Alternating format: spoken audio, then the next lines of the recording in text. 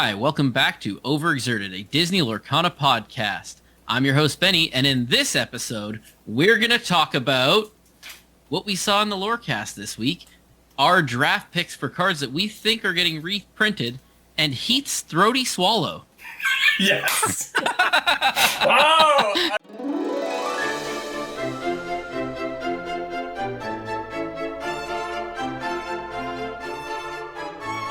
And we talk about Heath's throaty swallow. It's no longer funny. See, this is the painful part. It's not I know. funny anymore. It was funny the first time. It was a little perfect. bit funny the first time. It's gone now. All right. And I'm James. And as mentioned, we had a Lorecast, which we tend to have them almost every week now. And then we're going to do a draft, which Benny will win, as usual. Based on That's why I'm wearing my winner's jersey, right? Yeah. But anyway, let's get into the Lorecast. I mean, Ryan was back. That was cool, right? Ryan That Miller was very Lorecast. cool. I was very happy to see that. Can we please, nothing against Greg Tito, nothing against Rochelle, excuse me, but can we please just have at least maybe once a month or like twice quarterly a Ryan Miller? No. At least once a month. At least once. I'm with it. I mean, he might be busy. I know he's... He was good. What was the preview He's a videos talent. called again that he used to do? Well, I don't know. What did they call it? There was like the Anyways, beginning of each, right? There was The a name review? for it. I love Yeah. Ryan doing those. Yeah. I want to see more Ryan. We need more Ryan. Yeah, He's been in the basement, though, doing something. Supposedly. yeah. He's cooking. He's cooking down there. Much like a good cowbell, we need more Ryan. Now, considering he's the head of brand, I'm thinking the stuff he's cooking has something to do with maybe apparel, possibly. Quest. Or things that may be revealed in the near That would be future. nice. So, Yeah. it's that kind of stuff that he does, like things to help the brand. And so, let's hope we see some. Well, if he's working on what's good for the brand, he needs to talk to Dick. We need some Dick Burns. Yes, Because Yes. he's good for the brand. that's right. Is he Do you though? think... Is Steve I think also he is. cooking then? Steve is busy making the game that we love. Yeah. Ah, okay. 'Cause I was gonna Steve's say- working hard. Don't you worry about what Steve's on. Well, I was going to say, does Ryan like look at Steve and he goes like, Steve, we need to cook. And they head I down to don't the think- basement Yes. and start cooking? Steve, we need better cards. We're good. Ryan doesn't cook anymore. I mean, I think he's out of dev entirely at this point. So, Oh, I man. think so. I mean, you got to know that he comes up with ideas every once in a while and probably swings by and says, hey, here's some ideas I had. But yeah, in his day-to-day, Yeah. I think he's out of the depth side. He climbs out of the basement and he goes, where's the Sword in the Stone cards? I was going to say, that's how you know he's out of the depth side. There's not nearly as many Sword in the Stone cards. So what, set 6 was the last one he might have worked on? Well, as his Sword in the Stone fan, I Yeah. welcome him every time I see them. So before we get to the big news about the Lorecast, was there any other kind of minutia that caught your attention? Yeah. The only thing I think that they did clarify and say again, which we already really knew, was that all of the reprints art will be the same art from the original card. There will be no new art. Unlike the Captain Hook and what was the other one that got new art? The Dalmatian Puppy. Yeah. Yeah. Those in set 8, those reprints got new art. I'm guessing because there was only 2 of them. Yeah. But when the number that we're going to see, that's probably why we're not getting any new art. Yeah. Other than that, it was just a lot of chatter and Ryan being funny and He's so usually good. would accept. They did mention about the Enchanted art, actually. Specifically, the only new art for reprints is going to be Enchanted's. Legendary is going to have the texturing now as well. Yeah, And so that'll be slightly different. Yeah. Different legendaries will have that embossed feel now. So Yeah. technically, the regular legendaries, are going to be the only cards that are going to be different from their originals in some way. Yeah. And also all of the foils on the reprints are the new foiling, so they will not be the cold foils from the original, so those will also be different. Yeah. Good. I got to maintain the value of my cold foil Maleficents. I was gonna say, for me, the cold foil was the better foiling, anyways. This way, I'm not a big fan of it. It feels like They it's both gonna... have pluses and minuses. Yeah, I think, you'll have fans of both. So in terms of the legendaries, I did want to say straight out, if anyone was hoping we were going to talk about it, we don't talk about leaks here. So we're not going to talk about any leaked information about what legendaries may or may not be included that haven't already been officially announced. So too bad, so sad. Yeah. Better luck next time. Yep. Okay, so let's get to the big news. They put up a slide and they revealed to us, well, some information. It's very good for people now. Would have been nice to have it a while ago, but now is better than not now. Let me put this up here. Too late. I thought of a background for myself for this week. Something about more than half. Yeah. When they told us about how many cards would get reprinted, the words they used was more than half. And that puts into everybody's brain 50%. So everyone's like, oh, 51, 52, maybe 55? Yeah. Maybe But 60 at most. Yeah. That was where my mind was at, like 60% at most. Right? I don't think anyone had 84% on their card. Come That's on, like- guys. What is that? That's like a B in Canada. Like, why do you keep doing this to yourselves? Like, your words matter. Yeah. So I do love the faces in the bottom of the... Oh, that's 84% almost is what it feels like.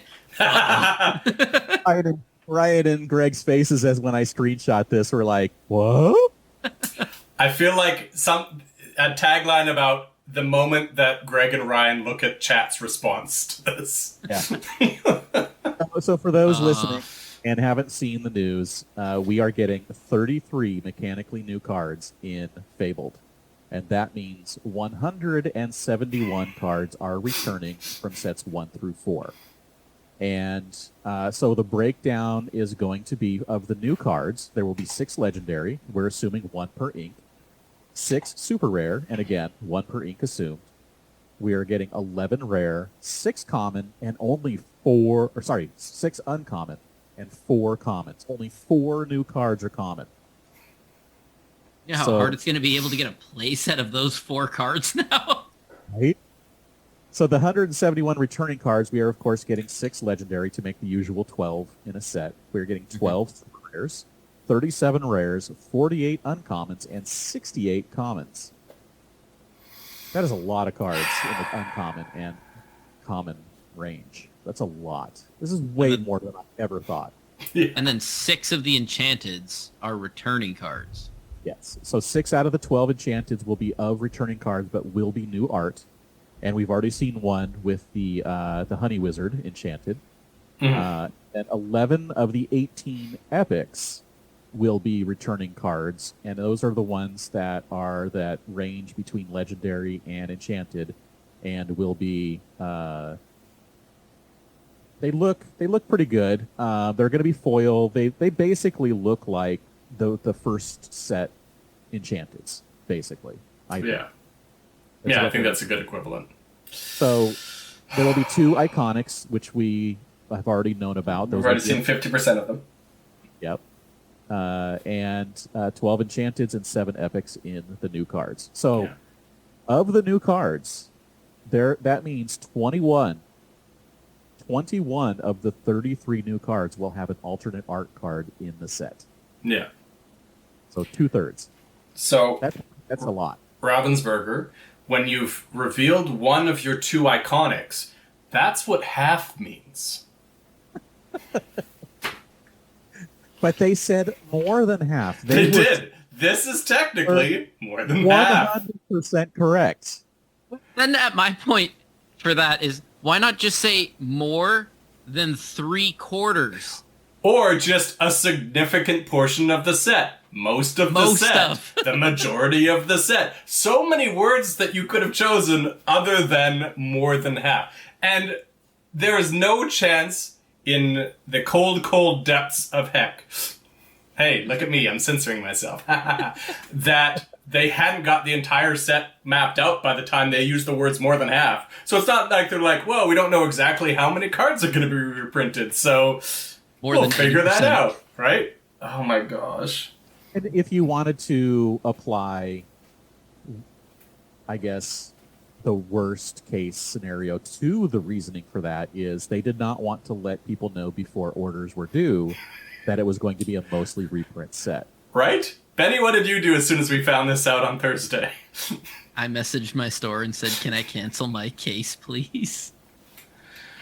I found out Powerline could be coming up soon here with the stuff that they showed us on the side of the...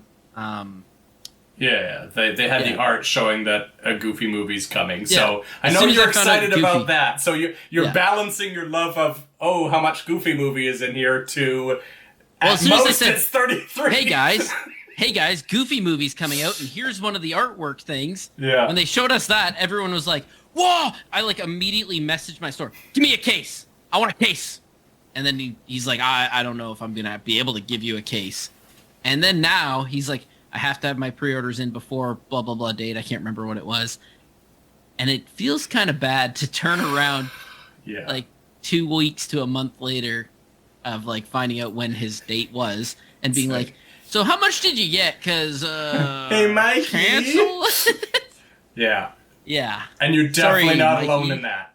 100% you're not alone in that. Twitter, once again, was a light. Mm-hmm.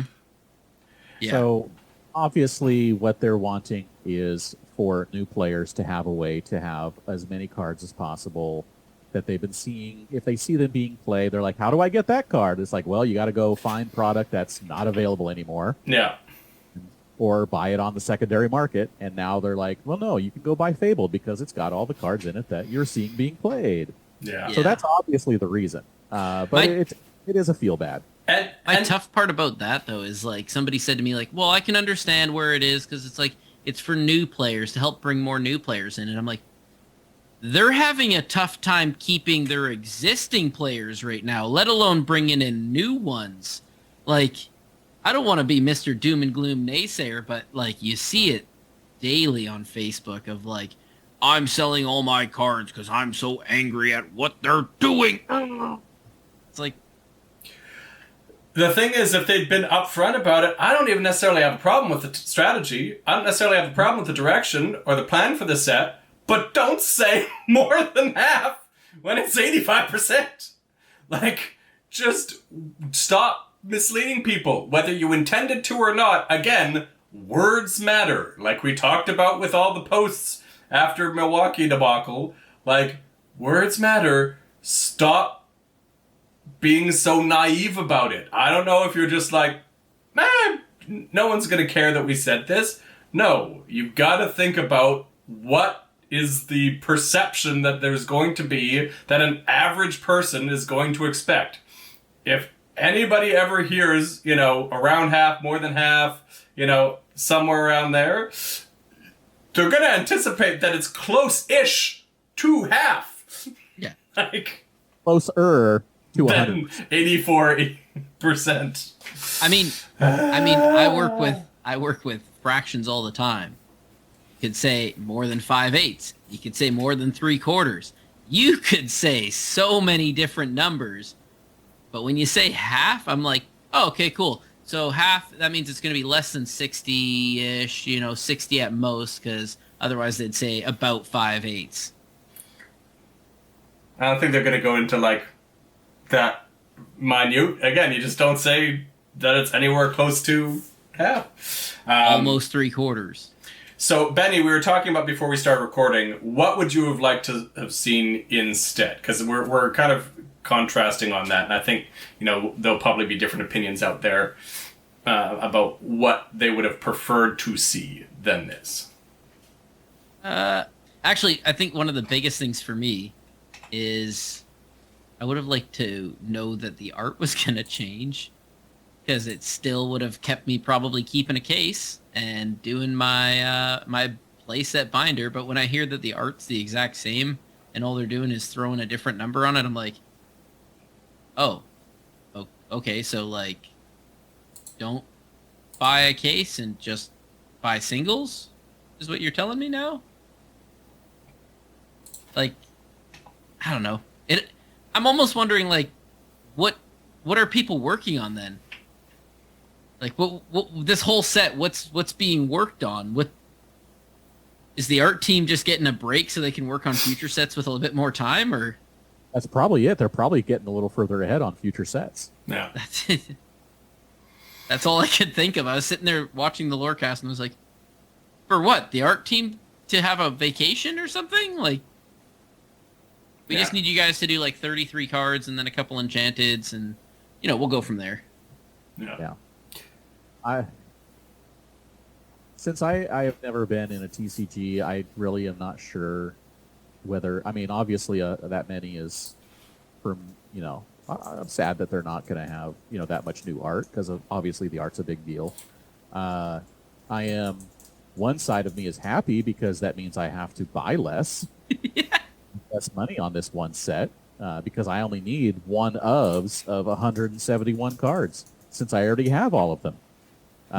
So that's cool. But to your point of buying singles, it leads me to believe that if there's not going to be a lot of people that are going to be opening product because they all decide to buy singles, that means there's not going to be a lot of product being opened in general, and then all those singles will be more expensive. Then, especially the 33 new cards, I foresee those 33 new cards being more expensive in general than most Lorcana cards have been over the last year. Mm-hmm. Just because people won't be hunting them as much, which then also translates to the epics and the enchanteds being more expensive because people aren't hunting those if they're not really too concerned about that. So overall, obviously, in order to buy singles, someone has to open product, right? Someone's gonna, but are they open it in the levels that we have been seeing? It just doesn't feel like it. I'm thinking whether the average existing player does or not. The sellers, if I'm a seller, I'm probably not cracking nearly as much product out of this set because I'm anticipating less demand for 84% of the set. And because of that, that again leads you to the ones that are in demand will be higher priced because they have to make their money on those 16% of cards. That's a lot to ask. Is those 16% of cards to make the money out of a box? Yeah. So why even open the box? Just sell it. And again, I'm fine with that. Like, if they're trying to go after new markets and new players, I'm okay with that. But again, like, I know it's a business, but part of your business is cultivating your existing fan base, and part of that is not rugging them all the time, not, misleading them, is keeping them happy. And so how do you keep them happy in this circumstance? You're straight up about it.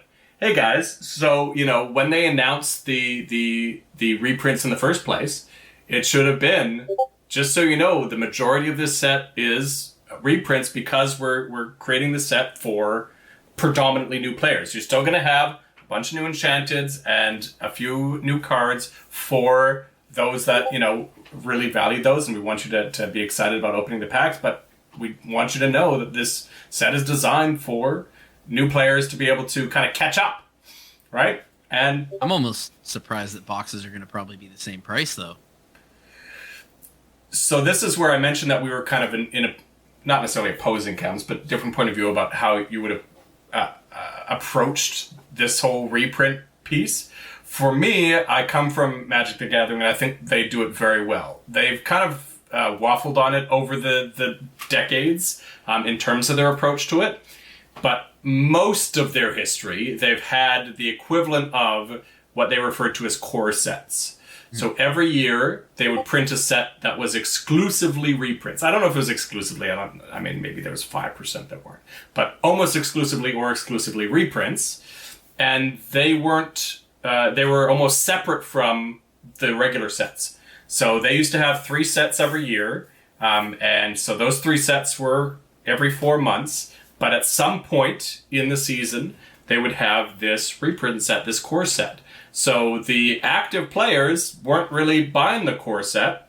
They were buying the new sets, but there was enough demand for the core sets from new players. They printed it in less volumes to make sure that they were kind of adjusting it to the demand.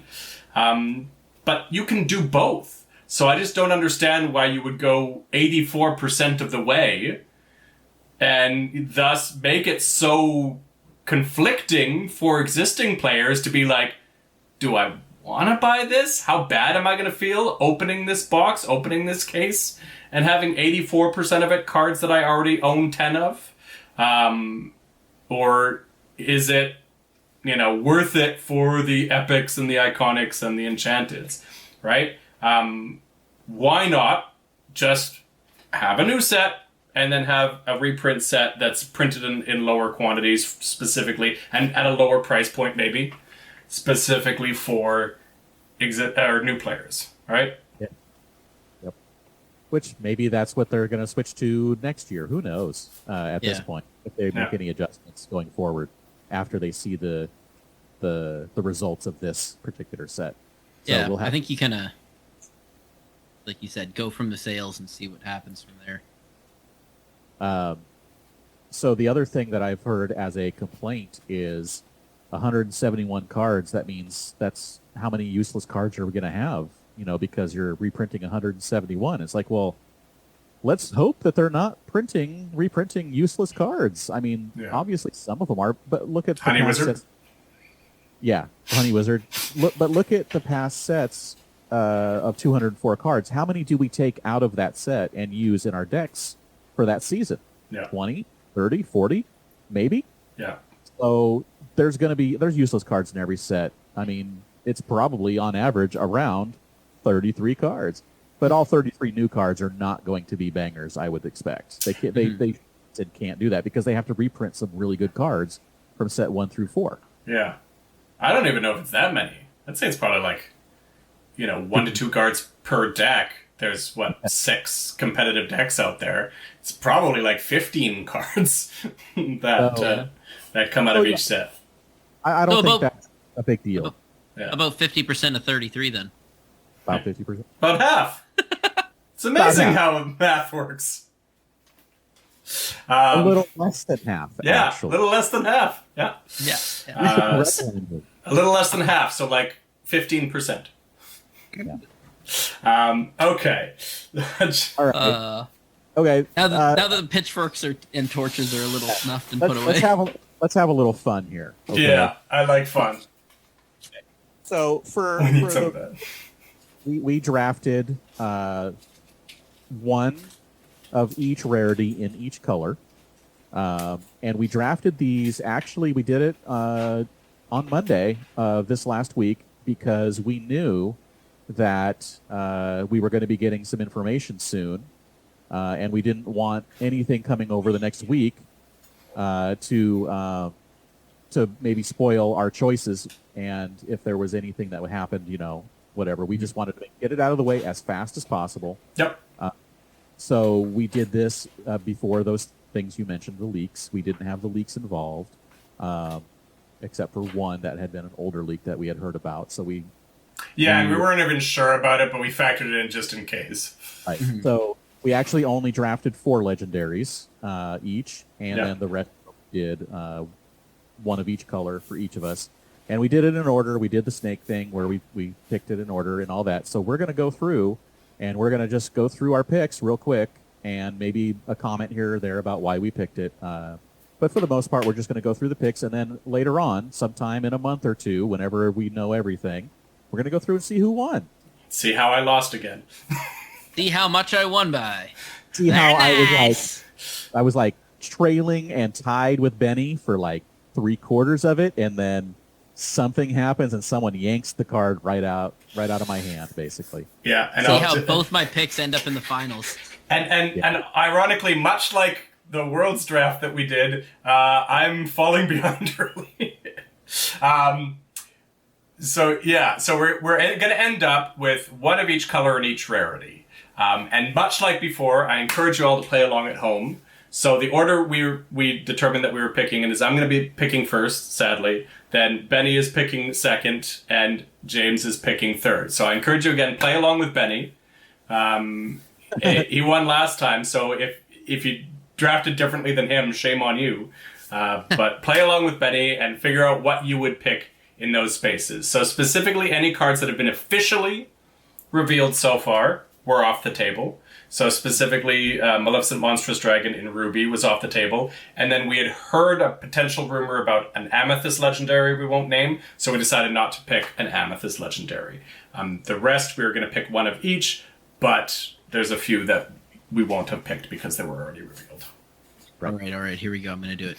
Oh, right. Ladies and gentlemen, join us now for the first annual Overexerted Draft. Reprint draft. We love you.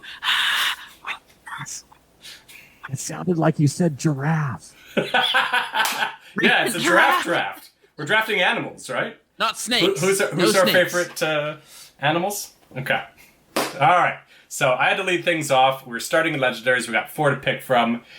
I decided to look at all the colors and saw what was the one color that I thought there was only one legendary that they could possibly pick because everything else was either trash or overpowered.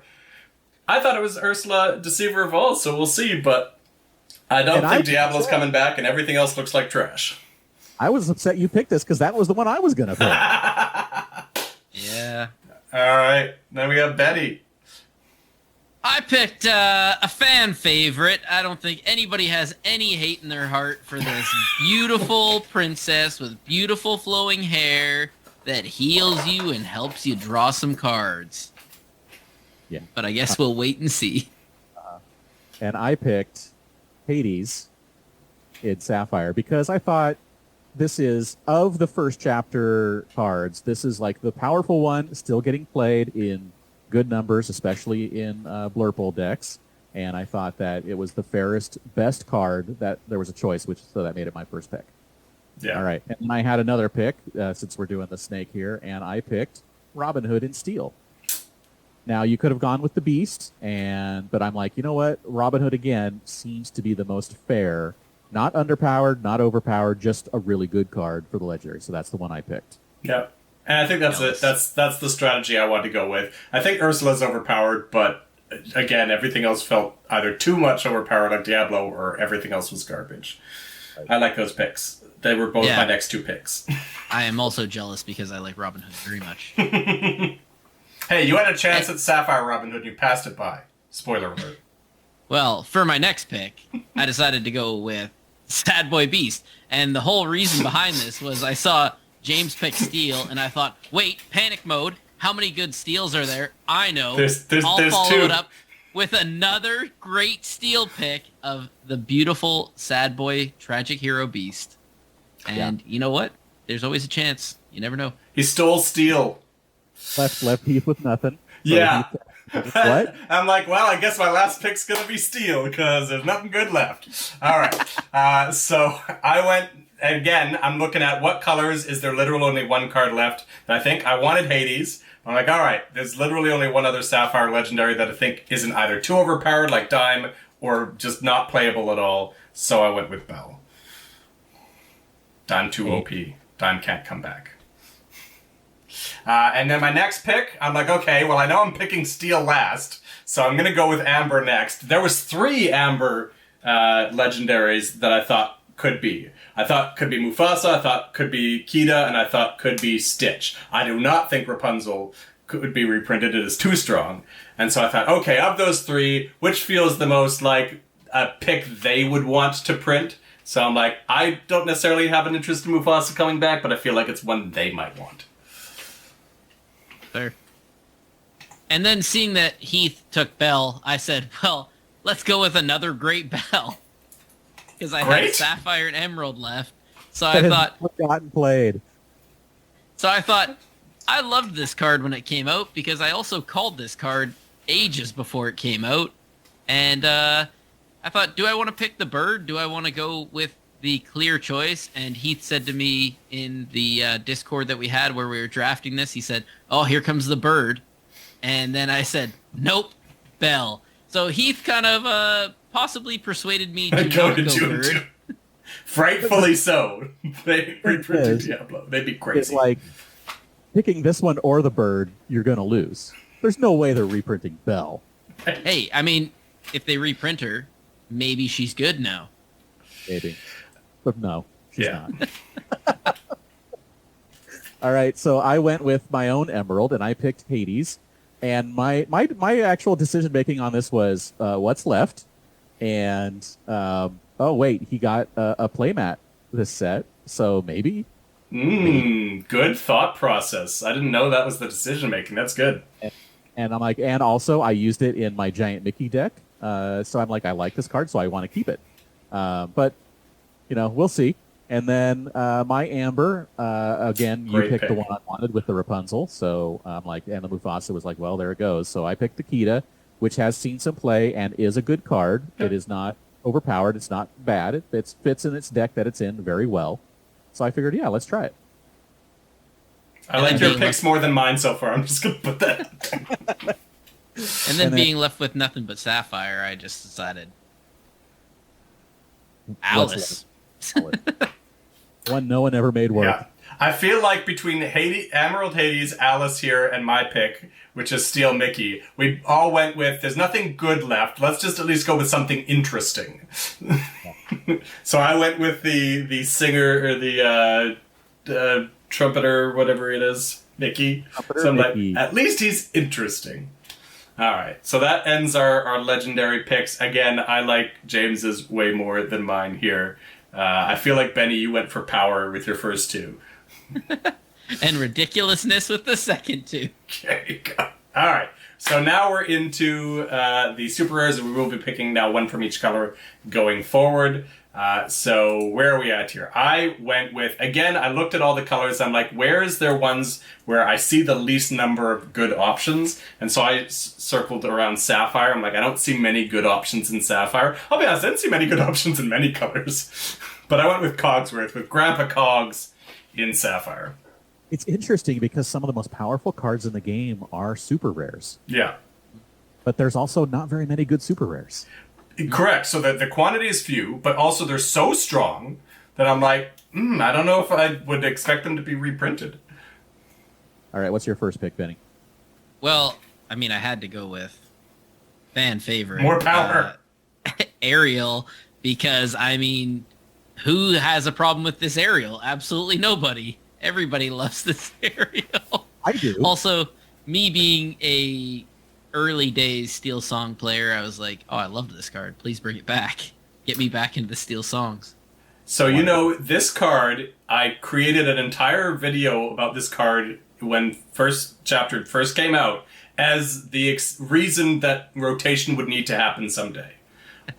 I can share it again on Twitter if anyone wants to see it, but I made like a 6-minute video about how cards like Ariel, cards that get better each and every set as more and more and more songs are printed, is one of the reasons that we will require rotation someday. Mm-hmm. And here we are doing a rotation draft, and there's Benny taking the OP Ariel. Hey, No. Jeremiah held on to as many of these as he had. One of our locals and our listeners held on to as many of these as he had and Tamatoas, because he said, as sets continue going on, these cards will only get better and their value will go up. Yep. That's what I'm saying. All right. James? Right, I picked. First pick, I picked Mirabelle. And now my reasoning behind this, again, because there weren't... I'd love to hear this, because I was very curious with the pick at the time. As soon as Benny picked Ariel, I'm like, well, great, because I was going to pick Ariel. But I thought about it for a second, and I'm like, you know what? They actually have done some Madrigal support in sets 5 through 8. Okay. So I thought if they're going to do support for the Madrigals in sets 5 through 8, that means they're going to be reprinting some of the 1 through 4 Madrigals. So that was the reason why I picked this one. That's some clever thinking again.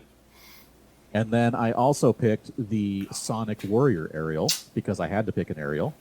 This card is very powerful. It's very good, but it also is a little expensive. So it's difficult to get out. And so I don't think it's overpowered. I just think it's a really good card. So that's why I put it in here. and I think that this is one that has a pretty good chance of getting reprinted. I really like that pick. And upon not seeing James's pick of Ariel, I immediately typed in Steel Ariel. Yeah. I was on You my tried to lunch snag break his going to pick a pick couple him. of times. Yeah, I yanked him a few times. Oh, But instead, you picked the second best option, I think. yeah, the Cindy, because if you still have Steel Song, you still have a Cindy that can swing into ready characters. So once again, you two hose me on Steel. At this point, I believe I declared Steel's just done for me. Like, Steel's garbage. I panicked when I saw James grab Ariel, and I said, I need to grab the only other good Steels here. Yeah. So this is where I see that that Amber's already been picked through, Steel's already been picked through. So I'm like, okay, I got to focus on the other colors then. So I went down to Amethyst and Ruby, and so I picked Belle with my Amethyst pick. Again, much like you're saying with Ariel, I feel like she's strong but not overpowered. And Lady Tremaine, I was humming and hawing about the Ruby ones, but I feel like if they're going to only reprint one of the ladies near chairs, because Medusa's on a desk, that it was probably going to be the more fair one, which was Lady Tremaine. It's Now- still, I'm still thinking Lady Tremaine doesn't get reprinted. But if you are gonna pick one of the two, it's definitely gonna be Tremaine. Ladies near chairs. Now, knowing that Lady Tremaine was picked, and that you'd be a fool to choose Madame Medusa, I obviously chose the only good pick that was available, which was Bruno Madrigal. I figured James wants to steal my Ariels, I'll steal his Madrigals. But it was also because I had the Belle locked and loaded, ready to go, one in the chamber, saw Heath take Belle, and went, oh, I am so cooked right here. That's what you get for taking the last good Steel card again. It's the last time I do it, I promise. Yeah, sure. So I picked Helga in Emerald, and the reason I chose this one is because of how much they have been putting damage matter stuff into Emerald in sets, the later set 7, 8. So I'm like, you know what? This card is probably going to work in a damage matter, so let's reprint it, right? They really got to get over that. And then I picked the original Sorcerer Mickey, the Wayward one, Yeah. Amethyst, because maybe they bring back brooms. Yeah. Maybe. I mean, I'm surprised they didn't go more all in on brooms. I still am. They went like 75% of the way. Yeah. It was then- almost there. No, I like those picks. Well, Helga, I'm not sure. I like it in that I think you're right that they are leaning into that. I don't like it in that I don't want to see it reprinted. But I do like the Mickey Mouse pick. All right, Benny, you're up. Well, you see that I'm running out of colors here, so I obviously have to go with like something decent. So, Flynn Rider. It was a very clutch card to have in a sort of aggro deck that you had where you just tried to get out Flynn. You followed it up with some heavier hitters, and then you hit him with that super goof, just to gain as much lore as you possibly could, as quick as you could. It was a nice one that I had around that set championships, maybe slightly after, and I felt like it worked good. So I said, give my boy Flynn a chance. I've already got a Rapunzel. Let's just make the whole movie here. There's actually an interesting deck that's starting to creep out of the woodworks involving Flynn, the new Tinkerbell that is looking for 5 strength cards, the new Prince John Ruby character. So I could see an interesting deck coming if they do reprint him. See somebody making that deck right now. I just realized that. I'm watching you, Shireen. All right, back to me. So Amber, this one I feel like is a little overpowered, but I just didn't see another good option. So I don't genuinely think they're going to reprint it, but it just felt like the best option that was left. And then I have, again, stuck in Steel. At this point, I forgot that I still had a color left. I was supposed to leave Steel for last because there was already 2 picks. So I forgot I hadn't picked Emerald at this point. So I went with Magic Broom again as just like, there's no good picks left, but maybe like your Mickey pick, James, they go back in on brooms. Yep. And then Benny's next. Did Benny steal your emerald at this point? Let's find out. No. Nope. I took another aerial because I'm all in on aerials. Let's go. He was very sad about the steel aerial getting picked. Yeah, and I, to be honest, I hope they don't reprint this one, but I know to my bane that it is a possibility because the number of times that I was playing Steel Song and somebody throws this down and I'm like, awesome, I have no items and you just get to quest for a ton of lore and I can't do anything to take this out. So that's why I kind of figured this aerial. In spite of me. Spite. Ward is a very fair ability. And so I picked, again, because most of the good rubies were gone at this point, I picked the Prince Eric with the When Banished. Banish is another, just because it's an effect that I think is a fair effect. It's fun, and it's kind of like that cool kind of card that they like to have, so I thought it might get reprinted. And then I also included, this was just a personal pick, because, again, not many Sapphires in there, so I picked Ana because it's a cool card, and I want to see it continue on. That's about it. Feels like good reasons. So now knowing also that Heath still needed an emerald, and knowing that James still needed a sapphire, that's why I also chose the aerial last time, because I knew that it would bounce back to me before it got to Heath getting to choose his emerald. So I thought, well, I'll try and undercut James, then I'll try and undercut Heath the following round, and that's why I picked the only good emerald card, Lyle Tiberius. I disagree. Another card that I hate to see. Yeah. I saw someone play this card in a Emerald Amethyst deck today at the Flash tournament on that JDZ was streaming. I feel like a one-off fits in like a GP tempo. All right, so I had to wrap things up with Emerald here. And because I goofed and miscounted what I had, I was on my phone in Discord chat. Okay, it was a lot to scroll back and forth on. So I went with a card that I loved at this first chapter. It's just that uninkable has really killed it in the game, which is Genie on the Job. If this was inkable, I feel like it might even be played today, but it's uninkable, and so it's probably not very good. But hey, they might still reprint it. It doesn't have to be good for them to reprint it. Remember, they can't make all 171 cards good. Yeah. Because if they did, imagine sealed events with 171 really good cards. Yeah. Felt like a cube, basically. I mean, I feel like our strategies have all been cards that are like tier 2. Like cards that are, because they have to print some solid cards. So I think inevitably none of us will be entirely right because they're not going to print this many good cards. But I think trying to guess the mediocre cards they're going to print is such a more challenging job that I'd rather aim for something like this where it's like, okay, the cards that they could realistically reprint for power level, but, you know. Yep. Yeah. All right. So we're looping around to rares now. I've got the first pick again, and this Clearly one... he chooses steel, because, right. I mean, he doesn't want to get I'm not undercut. stupid enough to get trapped in steel again. This is one that I said in the chat. I'm like, I don't necessarily think they'll reprint it. This was almost a hopeful pick, because for me, I'm so worried about aggro dominating the next set.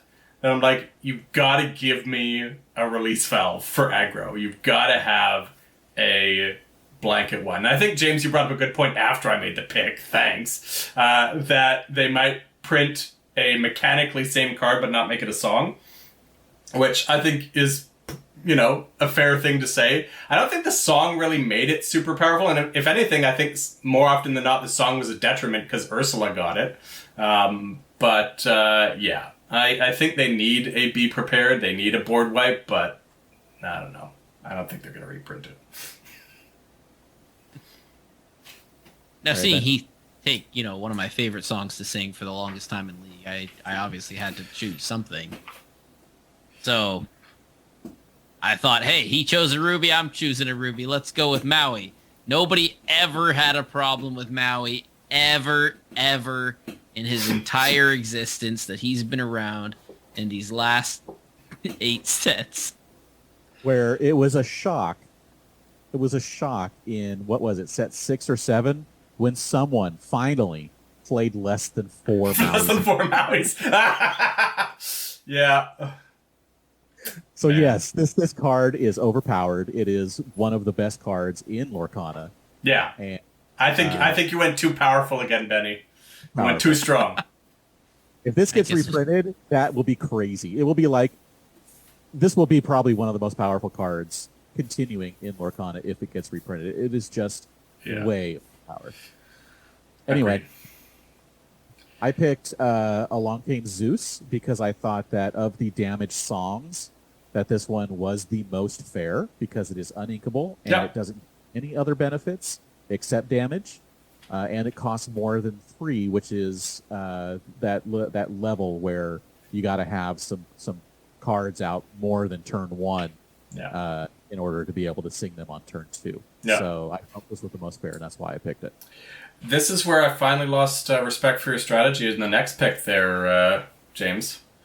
Be King? Because you could have just saved this for your last pick. Could have. But, I felt that they're going to be leaning into the just the random damage things, and they're going to keep some songs because they wanted to keep some of the power of the songs, but they didn't want to get any of the overpowered ones, and so I picked this one knowing that it was going to be not quite overpowered. So that's basically why I picked it. Yeah. I different order, but I guess I was this might have been when I was like you were busy and doing this, so I'm like, I had a little bit of an excuse because I couldn't count to 5. But this is where I think you might be onto something, which is, I wasn't reflecting on it then, but kind of thinking about it now. I wonder if they look at cards that were good for a short while, but were kind of forced out of the format, to be like, these are cards that were good enough to be played at some point, but maybe not good enough to last the whole way. Give them another crack at it. That could be an approach that they take. I don't know. Well, seeing that James took Along Came Zeus, I obviously had to go with the only other available card. Strength of a Raging Fire. OP. Let's go, baby. Yeah, obviously one of the better cards that you love to see when you're playing Steel Song or Emerald Steel. Not playing against it, but when you are playing it. One of those cards that you love to see when your board has a couple more characters and your opponent throws down a big old fat boy ready for a fight. And he's got that big booty and you go, it's okay. I got 6 characters on the board. Pretty much anything you throw down is going down. Think you went too strong again, Benny. But hey, it is a strategy. Pick all the strong stuff. You're going to get some of it. It's just how much of it. Yeah. Yep. Even a broken clock is right twice a day. Like I said, I think that tier 2 strength is the sweet spot. I think you're up into tier 1 strength too often there, Benny. I don't know. So I decided to leave Heath with no good steals and say, enjoy. Yeah. Once again, I'm just like, okay, cool. Steals my last pick again. All right. So this next one, again, is almost like a hopeful pick, but I don't think it's overpowered at all. I just love how Morph opens up so much flexibility for Floodborn. Like, Floodborn can sometimes feel so limiting, and Morph is pretty vulnerable, but now thinking about how we're going into a meta where maybe there isn't as much removal, Floodborns are such interesting characters that don't see a ton of play because you gotta have the shift target. So I like what Morph brings to the potential metagame. And with that Emerald Sapphire Floodborn Matters stuff that they've been doing with the Big Hero 6 characters, Yep. it feels like something that they would put back in there to make sure that deck continues at its power level that they were hoping for. Yeah. I wonder if the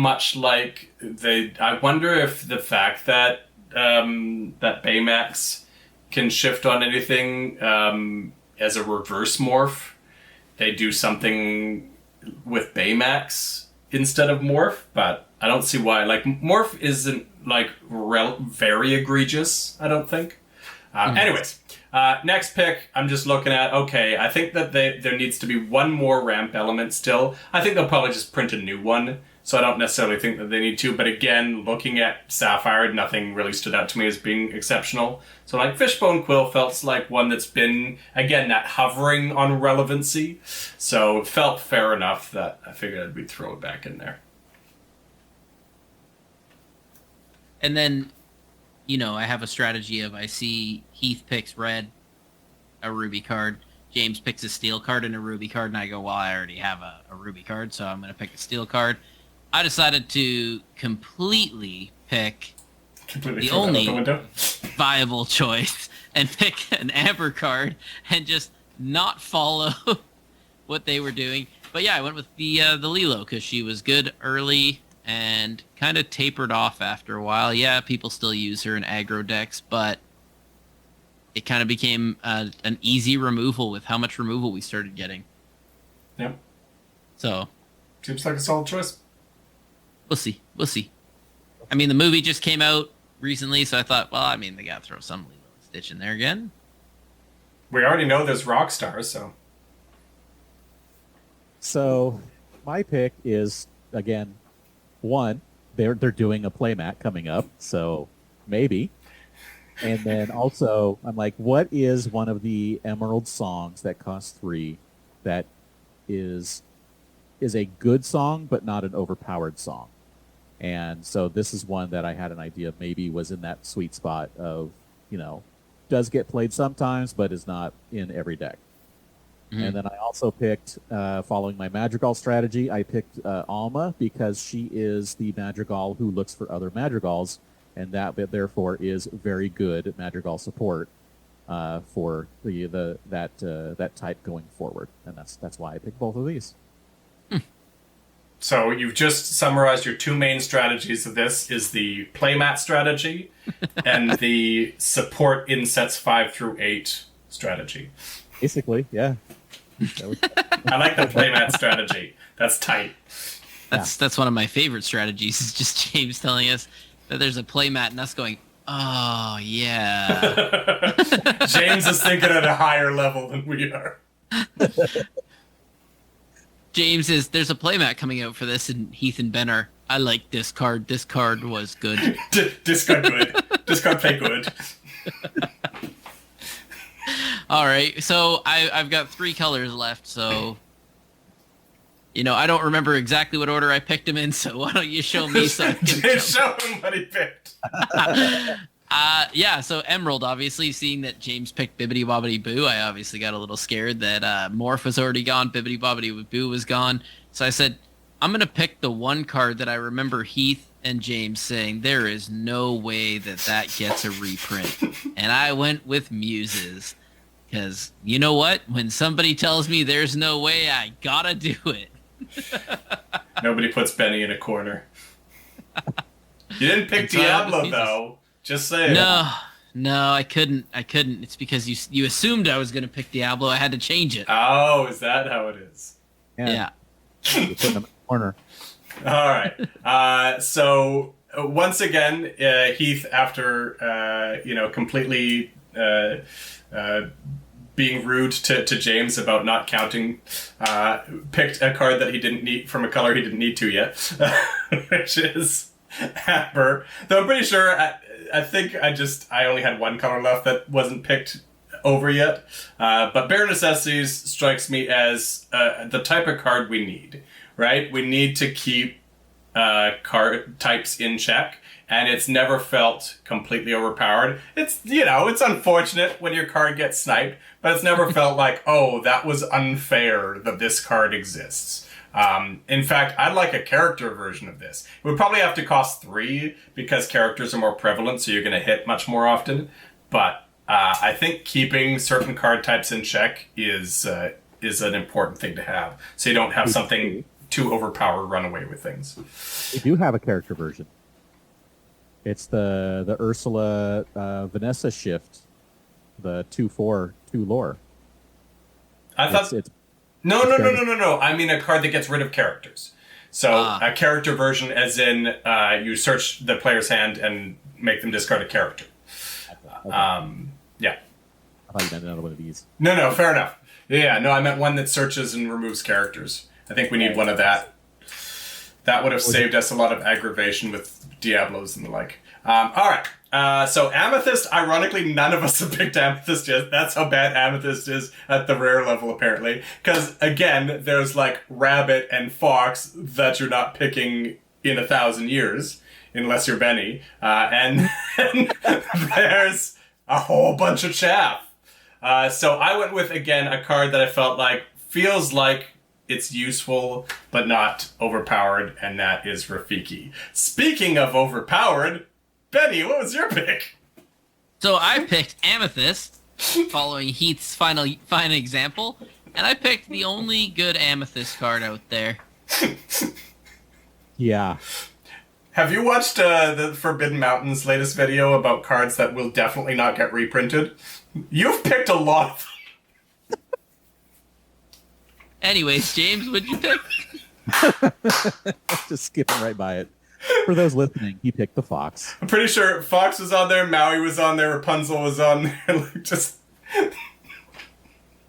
All right. You should watch that video. Yeah, sorry. Picking whatever's left. So, now this is funny.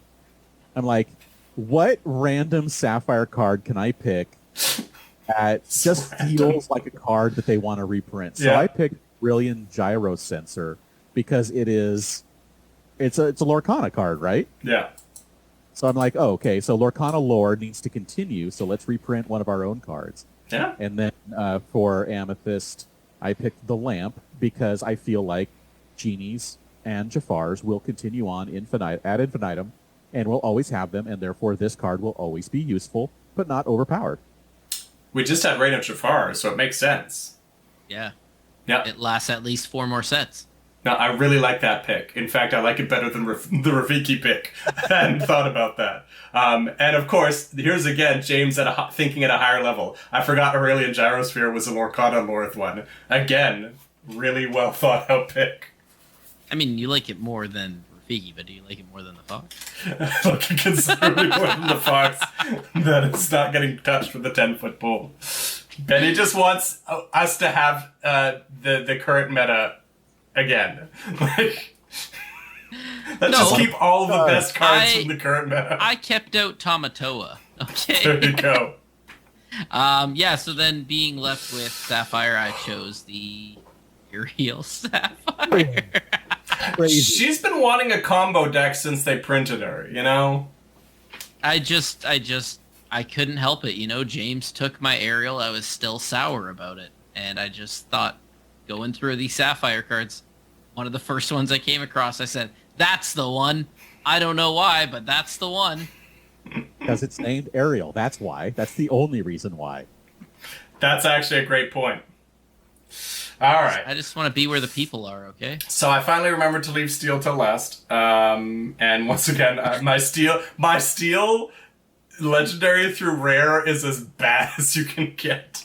But yeah, I'm like, okay, if my Steel Super Rare is presupposing that they're going back in on brooms, I might as well go with the Mickey Mouse brooms. So here we are. All right. Those are some interesting selections in our rare picks. Heath has a nice mix of overpowered and not. Benny went all overpowered except for one. And I have randomness. You have a lot of randomness, but again, potentially the most like well thought out randomness, which watch me miss probably gonna work.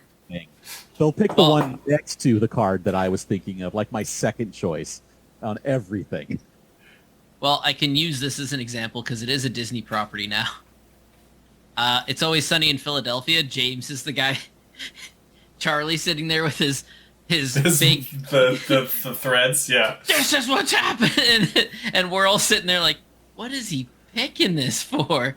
But then really, when you find the reasoning behind, you're like, oh wow. So this is what I'm envisioning. Whoever was kind of the lead decision maker of what was going to be reprints, who obviously listens to our podcast, listens to this episode and is like, oh, that would have been a good reason.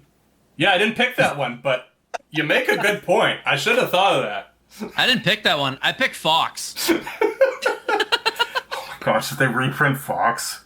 I loved playing Fox. I've played so many Foxes in my life so far. I cannot imagine them reprinting Fox. All right, we're on to uncommons. We're at like an hour already. Let's. So again, I'm thinking they need to reprint some removal, but they're not going to reprint the most broken removal. So what's a decent removal that they actually will reprint? And so I went with Smash. Picking steel first this time. Yes. By the way, I think I mentioned that in chat. I'm like, I'm not getting shut out for a fourth rarity in a row. We're going with steel first pick. Out after the other three lists of cards, I finally got bored putting the same card coming in effect on. Yeah, you worked really hard on this. Can we all in the comments congratulate James and shout out James for how hard he worked on this?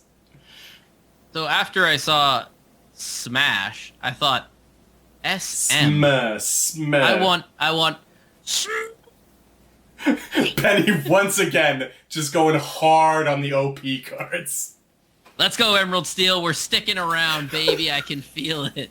By this point, I'm thinking like, should I have been picking some overpowered cards?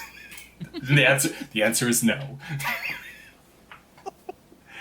Artifacts would just absolutely jump off a cliff here if they reprinted Smee. I don't know if you've ever watched some of Artifacts' podcast, but he has a deep and seething hatred for Mr. Smee. It's not even that good of a card. He gets weak every turn. Yeah, okay. All right, what did I pick? Because I can't remember. I picked, okay, again, Method to Madness.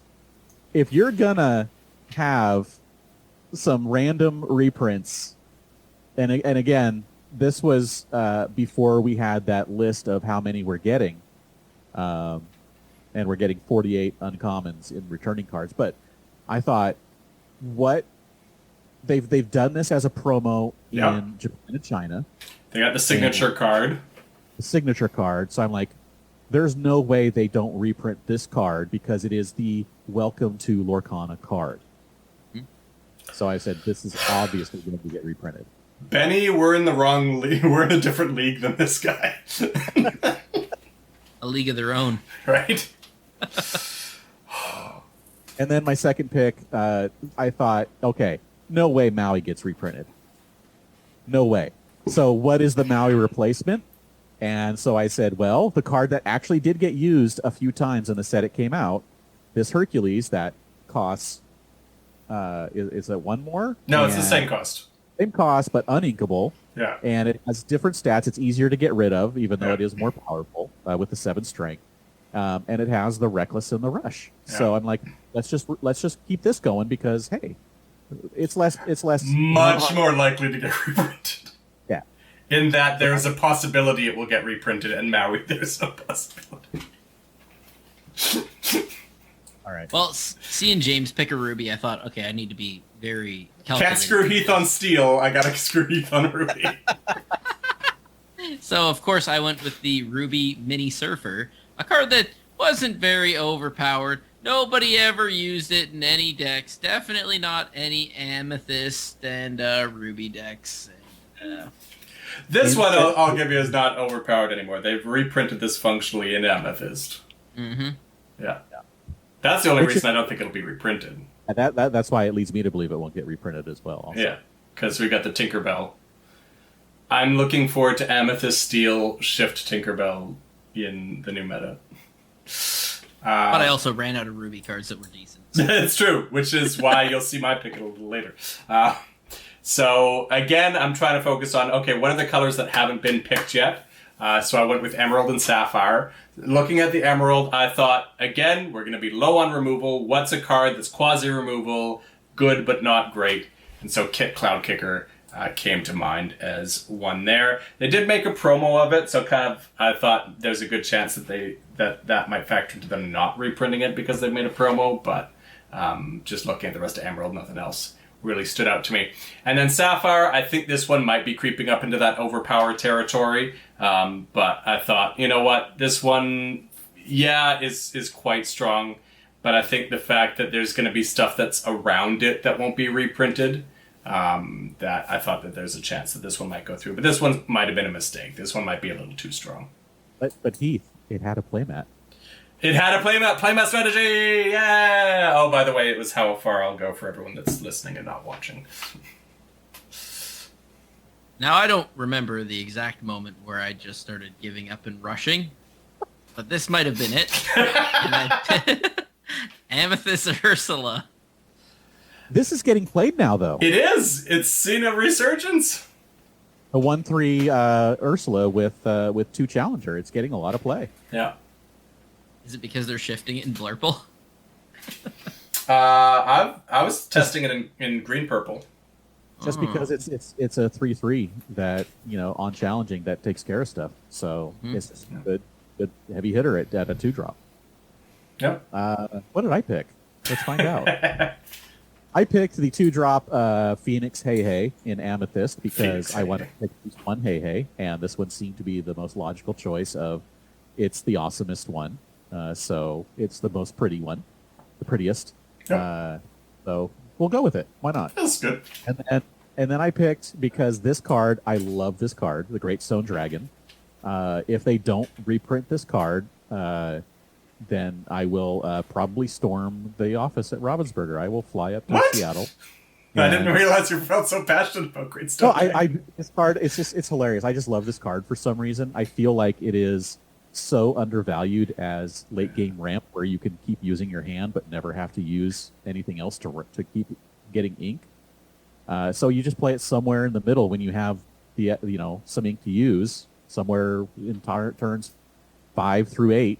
Yeah. And in the long game, this helps you win the long game because you keep getting more and more ink when your opponent has to keep using their hand for it. Yeah. So I toss this in on almost every Sapphire deck, even if I go up to 61. Just for fun. I feel like this is more likely than Fishbone Quill, but I'd already picked Fishbone Quill, so that's why I didn't pick Great Stone Dragon. I could have hedged my bets with it, I suppose. Well, that's how I feel about the next song that I chose, because I chose a song from one of my favorite movies, and that's One Jump Ahead of the Punchline, One Swing Ahead of the Sword. Yeah, this one I think I could see getting, because it is uninkable and it's a good song. Yeah. So I could see it. Well, he steals only things that he can't afford. So the only reason I didn't go with One Jump is because I thought Tipo and Sail cover the 2-drop territory enough for ramp that it feels kind of superfluous at this point, but I think it's a pretty good pick. All right, going into Amethyst, and I might have strayed a little too much on the power level with this pick. I went with Chernobog's Followers. I just, you guys had picked. I think I probably would have gone with Ursula if I'd had the pick then, but this was what was left. Everything else kind of felt trashy, so I went with Chernobog's. And then Amber I still had left, and I thought Rapunzel, there's no way. This was my Hercules pick to Maui. I thought there's no way Rapunzel's getting reprinted. So Julieta might take her place as the healing card drawer. Julieta Madrigal. Well, me, thinking back to last draft, I thought I need to pick a good Amber card, seeing that Heath just picked an Amber. And I decided to pick one in memory of that I Guest probably Heath. should have gone with. And that's Be Our Guest. Heath is not on brand. For anyone that doesn't know, that's the title of my YouTube channel or my socials, is Be Our Guest, Lorcana. So I just had to pick it because I saw James picked Mickey Mouse, Heath picked Julieta, and all that's left is just me to pick Be Our Guest and go, Heath, why didn't you pick right? Be Our Guest? As soon as you picked it, I'm like, oh yeah, I guess I should have picked that, eh? All right. And again, let's see what I did. I picked the Prince, the Bodyguard one. That's a 1/3 with 2 lore and resist 1. I feel, again, that it is a nice, fair, good card that does get played, or did get played. It obviously has some competition with other Bodyguards now, but I feel like this one could come back if it was included in the next, in the reprints. Nope. And then I was like, what am I going to do? So let's play this Prince John. That seems like a nice tier very mid card. Tier 5? Yeah, that was just like, we'll just get reprinted just because let's just reprint it. This one confused me. I was hoping there was a playmat for this one that maybe I missed. No, it was just like, we're not going to reprint that 3-drop Prince John, but yeah, let's do right. other. They Let's want do Prince that John other- reprinted? Sure. Yeah, give him Prince John. Yeah, print that Emerald Prince John. Go ahead. And just before James got off that pick, I actually shouted into the chat, Big Pegasus! Forgetting that James got 2 picks in a row. And upon him not picking Big Pegasus, I said, Big Pegasus. And I was like, I could steal that. But then I'm like, nah, I won't steal I think you should steal that. I think that's, considering we... do we know that they're reprinting Baby Pegasus? Or is that just because it's a promo?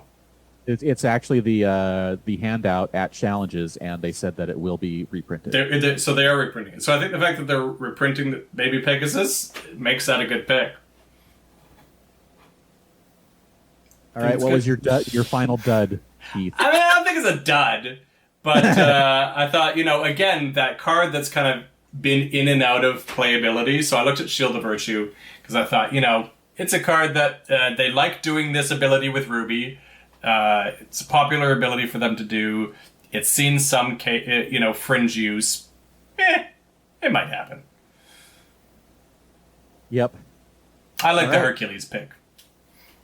Yeah. All right, into commons. This one was more just me being a sucker. I picked Friends on the other side, even though Benny tried to pick it like 4 picks later. Yeah, I think uncommons I might have treaded a little too close to the sun. I might have flown a little too close to the sun when it comes to power level. This one is as well. This one's probably a little too strong, but it's just so much fun to sing. Is your name Benny? Right? I picked obviously something that's not overpowered at all. This is a much better Amber pick. Simba, the one that everybody loves. It's the little princely boy. Amber Simba has no problems. Yeah, I think that's a good pick. I just wanted Friends. All right.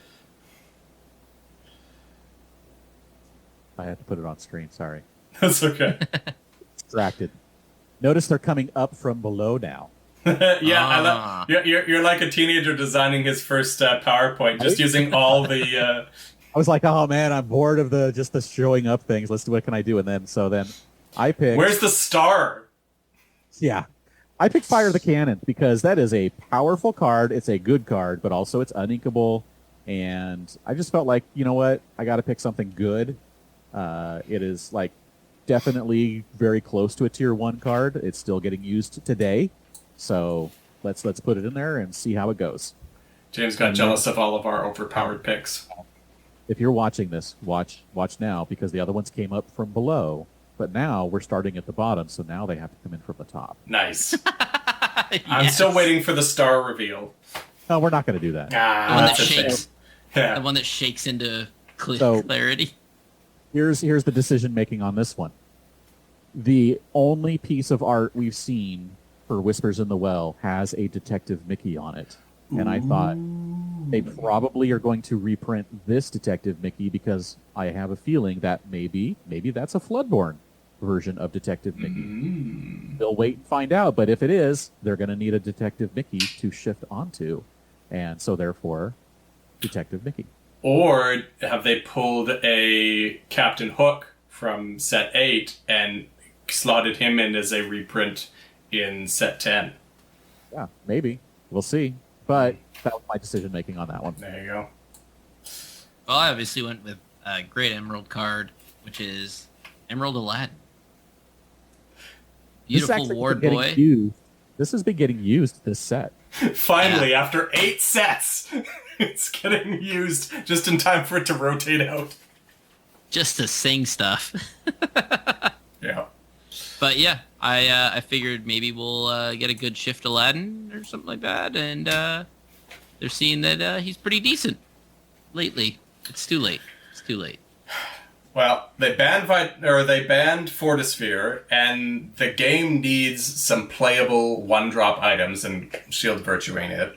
So I thought, let's get a couple of one-drop items in here. So you can do back-to-back here. I went with Vitalosphere and Popsicle as, two playable ones. Again, Popsicle, probably too strong, but I think Popsicle without Big Tamatoa is probably a little bit safer, especially without Hiram is definitely safer. It hasn't felt nearly as overpowered this set. Yes, I know it with Bell is good, but it hasn't felt as overpowered lately. Obviously with the Happy as a Clam Tamatoa, maybe. I don't know. That's about the only time it's felt overpowered is when you get back to Popsicles with Happy as a Clam, so I don't know. Anyways, there you go. Well, then seeing Sapphire following another Sapphire go, all I got is a Sapphire left. So, I gotta pick it. All I know is it says DYB. That's the one. Develop your brain. For some reason, my brain did not... Yeah, I was gonna say, my brain just went, do your best, because my kid's been saying that to me all day. And I'm like, do your best. I don't think there is a card called do your best, if I'm remembering correctly. So develop your brain is what I went with because, we've seen it, we've not seen it, we've seen it. It's not overpowered too bad. I think it's a pretty decent little card. Helps you do a little bit of searching. Yeah. I think it's a better pick than Popsicle. Again, I apparently got jealous of you and started picking all the overpowered cards in commons and uncommons. Well, I went with a pretty good card. Again, probably tier 2. Definitely made some Emerald Amethyst decks work really well. It hits the Diablo, which hopefully again won't exist anymore after Fabled. But I went with Sir Hiss as an evasive 2-drop. I thought was pretty good. And then I also picked the 1-drop Kita to go with my earlier legendary Kita pick. So I figured, hey, it all comes full circle. It all comes around, right? And Benny saw all my overpowered picks so far and said, hold my beer. I said, hold it. I know exactly how I could screw over Heath one more time. And I said, give me another great steel card. Let the storm rage on, baby. Not a chance in the coldest depths of... That means Betty picked both Strength and Storm. Yeah. It's all coming back. Almost everybody's like, there's no way they're reprinting both. They might reprint one, maybe, but they're not reprinting both. Hey, but he's making sure he's got one of them. Right? Pick them both, and then you got them. You got the one guaranteed. Yeah. I'm hedging my bets. So I mentioned earlier I wanted to have picked the Steel Robin Hood, but I didn't get the chance. So I'm confident that Steel Robin Hood will be coming back. So as a result, I feel confident that Baby Robin Hood is coming back. And then Emerald. So I was certain I wasn't going to pick a vanilla, but then you two picked Aladdin and Sir Hiss. I'm like, and kind of what you were thinking around Mickey. I wasn't thinking around promos or anything like that. I was just like, what feels like a character and a card that felt kind of beloved a little bit? Hey, it's got a playmat. So obviously Mickey Mouse is coming back. I went with the 3/4 Mickey Mouse Steamboat Pilot vanilla character. They're going to reprint some vanillas, I'm sure. So here, maybe this one. Yeah, there have to be vanillas in this set. Yeah. There has to be a bunch. And with 84% being reprints, they're going to reprint some vanillas. Honey Wizard. Right? I just didn't want to guess on which vanillas they were going to reprint until I got to this point. I'm like, yeah, it could be Steamboat. And then, what best did you pick, Benny? Seeing that there's a Ruby, I thought, well, how can I get James now that I've gotten Heath? And I went Stitch Little Rocket. And he did get me because this was going to be my pick. It's it's got a playmat. It does got a playmat. I thought, wow, wait a second, this card's got a playmat. And it's a Ruby. I'm taking it. Yeah. So he messed me up. So then I picked, since I had my next two picks, I picked Brawl. Because as you mentioned, if a lot of removal is going away, some of it has to come back. So I figured maybe this would, because it's an action, not a song, so it's not as overpowered. It definitely is a tempo, it's a bit of a tempo swing to have to play this instead of a character. So I felt it's a fair card. And then I picked finally the 3-drop bell.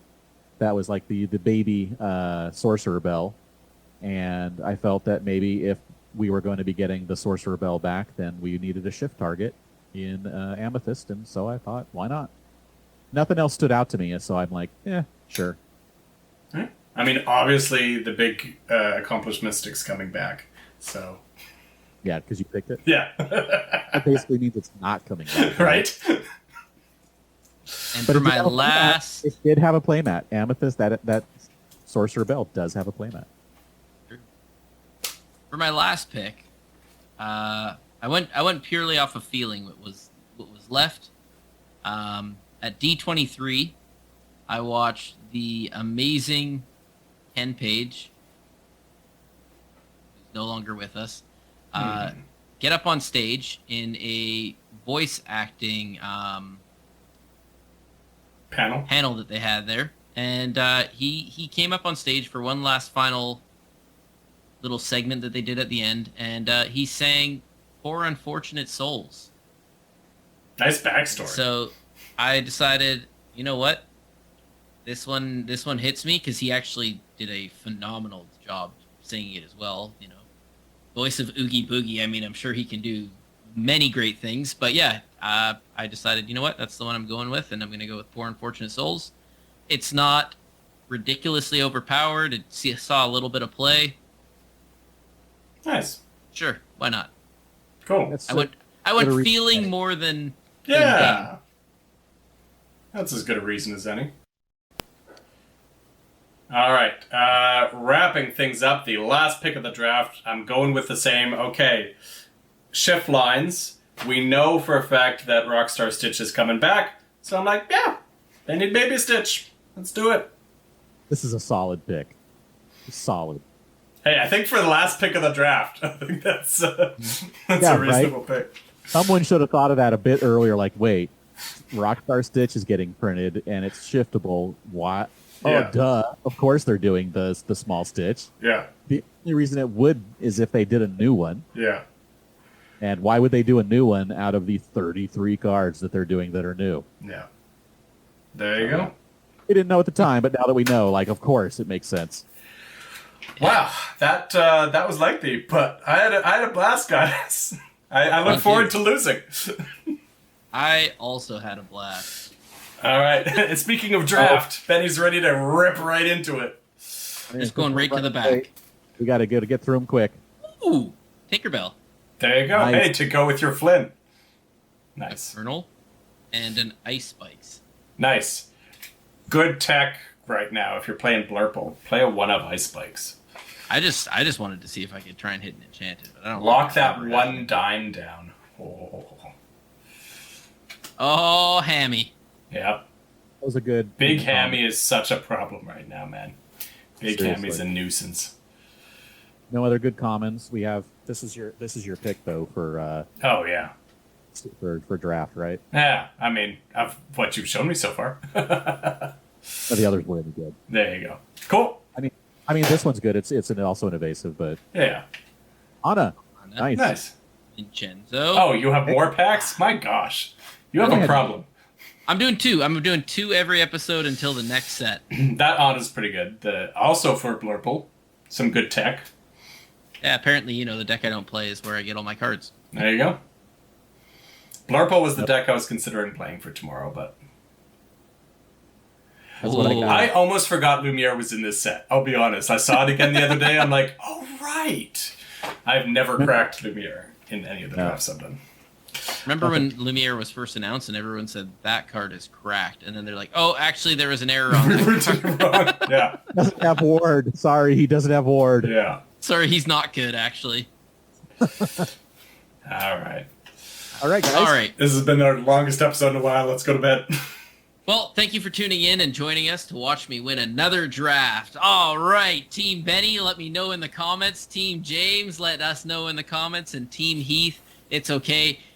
It's okay to lose again. Let Heath know in the comments as well.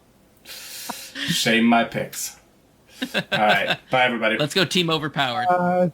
Have a good night and join us again soon next time. And you can find us on Instagram, Twitter, Discord, everywhere. Just join. Just join us on Discord. Come and see and chat and absolutely just eviscerate share your each other picks like we always do. All right.